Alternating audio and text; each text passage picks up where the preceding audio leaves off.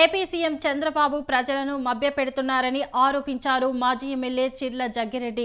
YCP నేత Gollapalli Suryarao super 6 అంటూ ఎన్నికల వేళ హామీలిచ్చిన కూటమి పార్టీలు అధికారంలోకి వచ్చాక వాటిని తుంగలో తొక్కారని విమర్శించారు. అంబేద్కర్ కోనసీమ జిల్లా రావులపాలెంలో పార్టీ నాయకులతో సమావేశమైన వైసీపీ నేతలు చంద్రబాబు దృష్టిలో సంపద సృష్టించడం అంటే కరెంటు ఛార్జీలు పెంచడమా అని విమర్శించారు. సంవత్సరాల తర్వాత గెలుస్తాడు, గెలిచినప్పుడు మరొక రాగం చేస్తాడు. ఇవన్నీ మేము చూస్తానున్నాం. మొన్న గెలిచినటువంటి సందర్భంగా చాలా మంచి పద్యాలు రాగాలు పాడారు. ముగ్గురు యుగళ గీతాలు పాడారు. బీజేపీ, జనసేన, తెలుగుదేశం. ఈ యుగళ గీతం పాడినటువంటి ఆ యుగళ గీతంలో 6 పాయింట్ ఫార్ములా, 6 పాయింట్ సూపర్ 6 ఇది బాగా హిట్ అయింది పాట.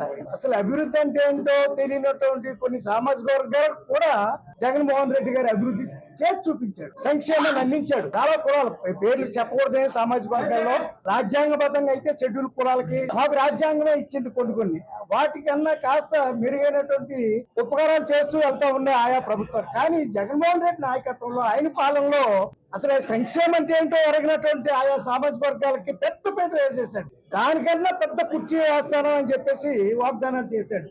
ఆ యుగళ గీతాన్ని సూపర్ 6 అన్నటువంటి పార్టీకి సక్సెస్ చేసేసారు, ఓట్లు వేసేసారు. మరి సూపర్ 6 ఎక్కడ ఉంది? వెల్ఫేర్ స్కీమ్స్ ఉన్నాయి, సంక్షేమ కార్యక్రమాలు ఉన్నాయి, ఏమీ లేవు. ఒక